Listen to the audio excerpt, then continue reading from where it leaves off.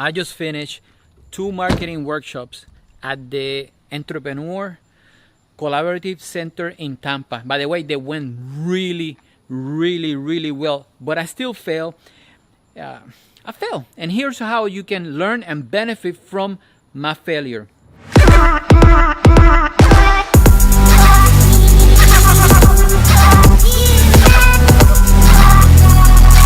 If you don't know where my name is Angel Anderson, and I started designing websites in 1998, and I loved it. Mainly, it was e-commerce stores. I did a lot of stores for big companies, and shortly after, it was a big boom of so-called web designers that drove the price down, and I needed to find kind of how to differentiate myself. And in 2003, I fell in love with marketing, and I was a learner, a student, and a practitioner on the daily basis of marketing, like hardcore. You talk to me, and today you still talk to me, and I love marketing. So, to the point that I pursued a degree on public relations and marketing, and later an MBA. But in 2006, I started doing videos, mainly for my clients. I was doing a lot of tutorials and answering frequently asked questions, just to minimize my customer support. So in '98, I opened a hosting company, which I still own, a web hosting company. And mainly it was for that, website questions, tutorials, and frequently asked questions.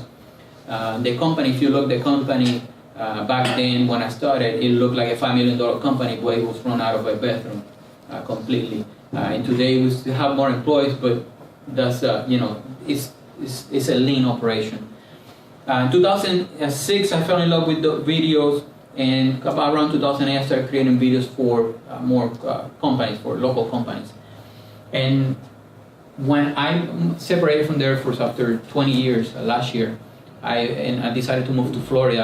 I wanted to open a local company. I kind of decided that video was going to be my focus in the local area, and mainly was that's why I funded or launched Marketing Results, and not like other companies that they focus on create videos, funny videos to gain awards.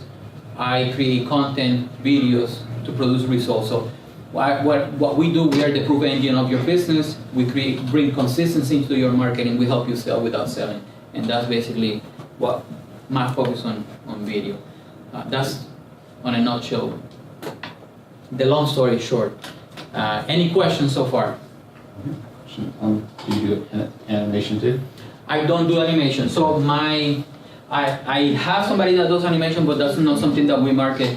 We typically, like give you the last couple clients. I went to North Carolina, and I recorded a video for a week for a cowboy, and basically he's changing his book to a video. So we recorded every chapter of the book on video. He's showing how to shoot and run the course, and that's his coaching program. So I do a lot of coaching. I record a lot of video testimonials for clients, a lot of behind the scenes.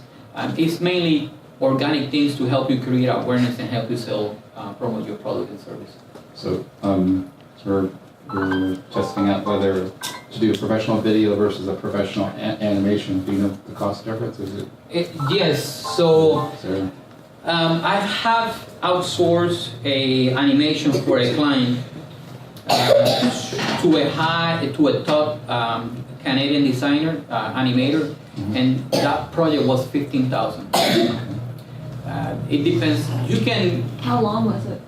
It was how long ago or how long the video? No, how long was the video? What? 3.5 minutes. I think it was like 3:32. How long did that take you? Oh, I didn't do it. Oh. I outsourced it. How long did that take?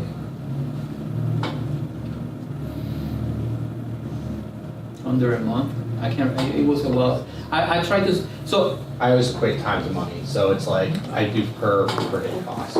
I do per day cost right now. I don't charge per video. I do per half days and full days. Okay. That's my rates. Half days and full days. Okay. So it depends. So I would say you can hire somebody from a cheap site to just do the animation, and you do the voiceover.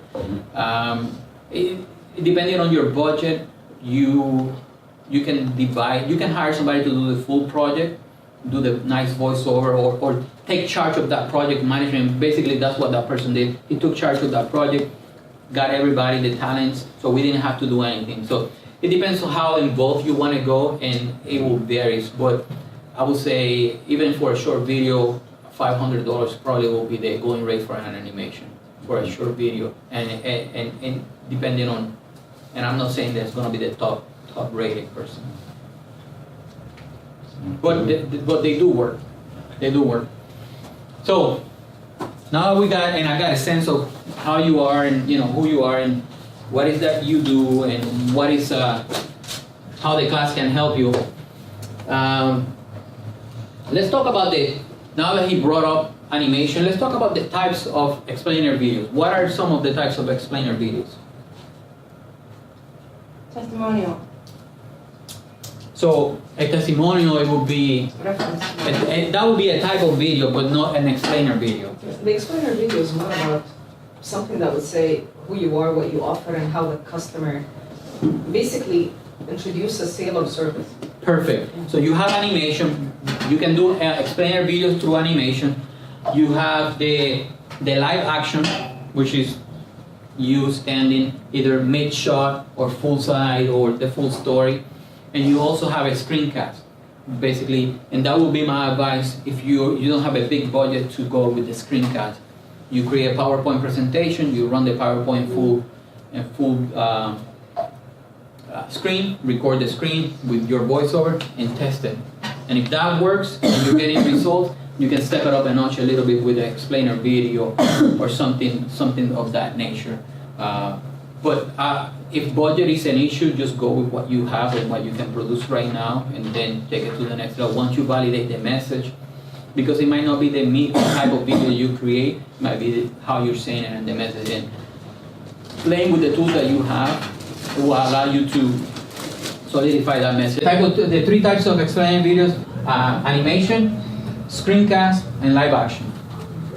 What was the Live second action. one? Animation, live screencast, screen capture, where you record the screen, the PowerPoint, Like or text on. I guess I don't know what it is. Okay, so you created a PowerPoint presentation before? Oh, no. No. You know what they are? No. Just things that flip up on the screen and usually have bulleted points is the basic kind.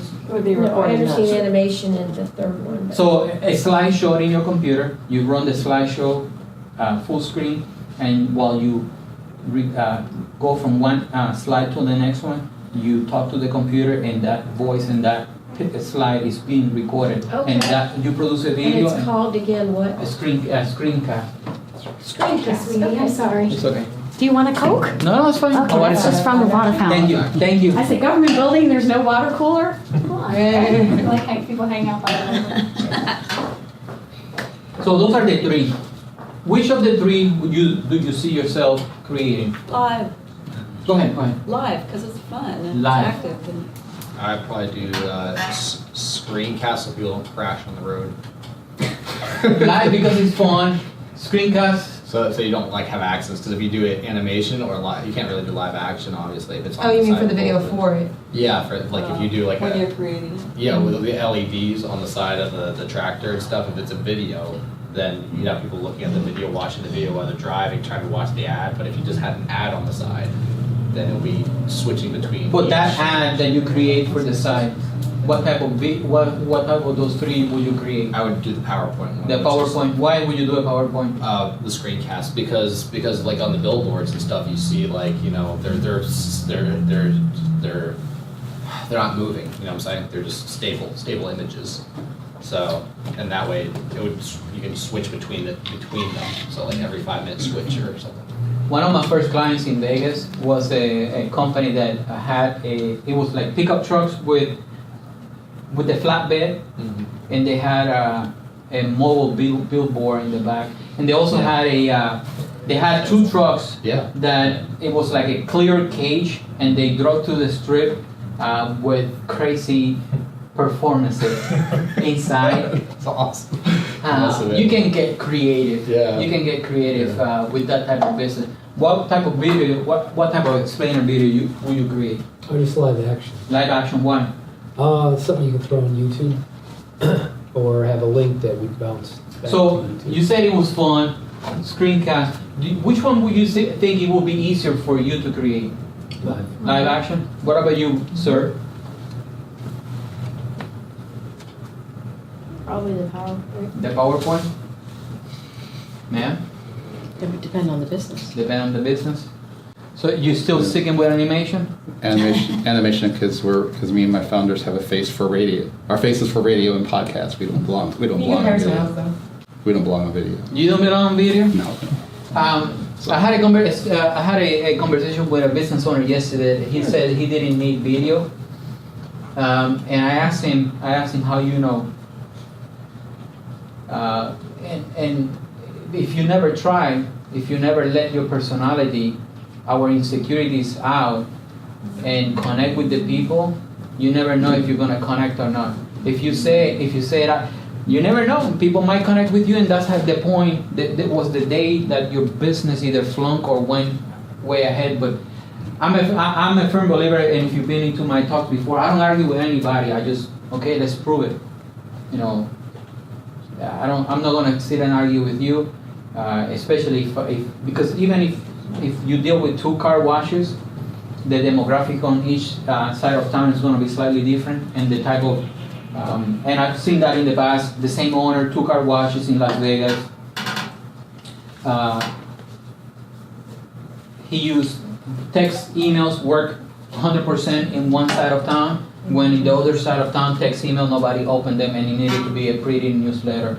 But the conversation started something similar. I said, Sean, he wanted something pretty, and in this particular car wash before we started doing the other ones. And said, how you know? And so we split test them, and in that particular case, the text email won 100% compared to the other one. So maybe that's your turning point. I had a complex about my accent, how I sounded, and one day I just said, F it. And I'm glad I did. Yeah. We have the script ready for how we started our business. The story is unique to us 3. And that's how it came to our business. The 3 ideas came to business, and we're going to tell a good story. But when we practiced the skit, it was like a 3rd grade play. So I said, why don't we just animate this and do our voices on anime? Sure. So I don't know. So we'll do both, but we'll see. Restaurant. So if you're going to create videos for your mom, what of those 3 videos do you think you will create? What I need to put in the video, I need to, for example, the presentation of a restaurant or the receipt. How I need to. So are you going to create videos from here to your mom, or are you going to go to BROOKSVILLE? I go there. I just here to learn about this. Got it. Yes, sir. I was just going to say, there's a guy that I follow. He's from Tampa. He's actually an old Bucks football player that's on the road right now. And his first vlog thing he did, he ended up making it a kind of a funny one of all the outtakes because he was so horrible on camera. And it's only been a couple months, but now he's really good at it. So I would say just kind of practice at it. And I think a 1 to 2 minute video used to take me and my wife, because she used to hold the camera back then, 30 minutes, an hour to record. It just Trying for perfection. Yeah, these days. So if you think in shots too, you can allow yourself. You can be more relaxed. You allow yourself more mistakes because when you think in shots, you say one sentence here, and then the angle and the scenery change, and you create that flow of the story. But if you make a mistake on this line, you can repeat it again because you are not going to mess up the rest of them. So that's one of the things that, when it comes to live action, it will help big time. So you say live action because it's fun. Live action. Why? I've dealt with it before. So, and then I do not know anything about screencasts. Okay. I do like animation, but... There are some cool animations out there, really cool. Right, so animation and live action would be the favorites. Yes. Excuse me. This is this screen flow is a program with animation.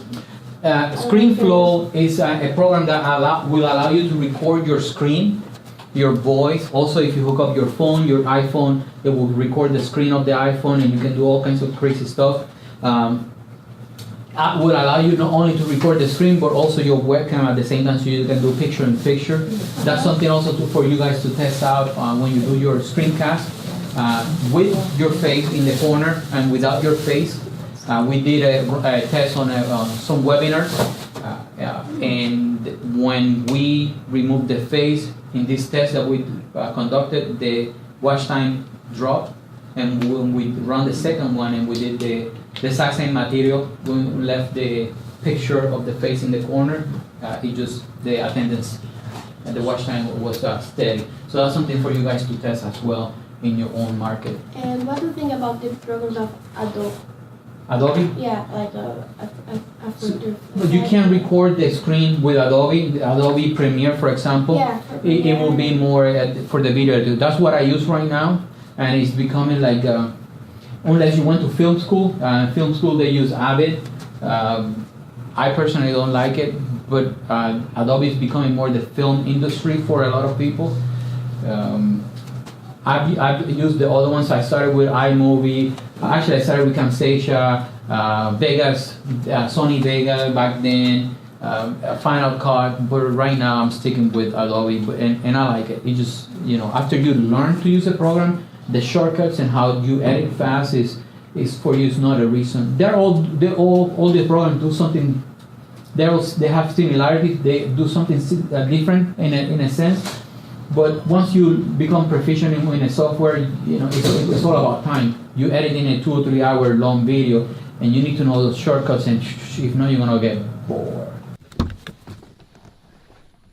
I just finished 2 marketing workshops at the Entrepreneur Collaborative Center in Tampa. By the way, they went really, really, really well, but I still fail. I fail, and here's how you can learn and benefit from my failure. First of all, let's get it out of the way. If you are not doing speaking engagement workshops, you should. Speaking engagement and workshops is a win-win situation for everybody involved. You, the person hosting you, the business hosting you, and potential clients. I say it's beneficial for everybody, and for potential clients and the people hosting you, in this case the ECC, the Entrepreneur Collaborative Center, because I bring them people that can use or will use their facility. So think about that when you partner with somebody to do a workshop. I say helping potential customers because people that possibly don't know you, in this case the ECC, the Entrepreneur Collaborative Center in Tampa, market the event and brought people that are interested in what I have to say that otherwise I will not be able to reach them. So it's beneficial for them, and it's beneficial for me because I can share and I can help potential clients, and eventually maybe one of them become a client, and that's a win-win situation for everybody. Where I fail, and here's what I think my big failure was. I went to the event and I set my tripod, put it in a corner like I do with every other event, and I just started recording. But that's not what I do with my clients. What I do with my clients is that I set up multiple cameras, multiple angles. I also record the expression of people asking questions and different angles, and I wasn't doing that for myself. So if you record videos and you are in the Tampa area specifically, I would love to talk to you and possibly hire you the next time I have a speaking engagement so you can record my videos, because that's exactly what I do with my clients. Now, if you're a business and look, you not only should be recording your speaking engagement, your training sessions, and here's what I do slightly different. I just don't record the whole video, let's say the 2-hour presentation, and give you that, because it's useful, it's what you pay for, but it's not. You can benefit from much more. And what I do is I those clips, those 15, 30 second, a minute long quotes or small segments that you set something nice, I also give you that so you can upload it independently on Instagram, on Twitter, and other networks, and drive more traffic and create more awareness and provide value without people having to watch the whole 2 hours. But that's what I do different. So if you're a business owner in the Tampa area, in the Spring Hill, Wesley Chapel, in Florida, because I drive to you, I would love to record any video, your training session, your video testimonial, any video for you. But, hope you learn from my lesson. Basically, in a nutshell, do more speaking engagement, record your speaking engagements. But when you record, don't just put a tripod in a corner and record that video. At the end of the day, if you can't afford a videographer, yes, put the tripod in the corner, but need to step it up a little bit, bring somebody, multiple angles, and make it there. Just make a really nice video out of you sharing good information, good content.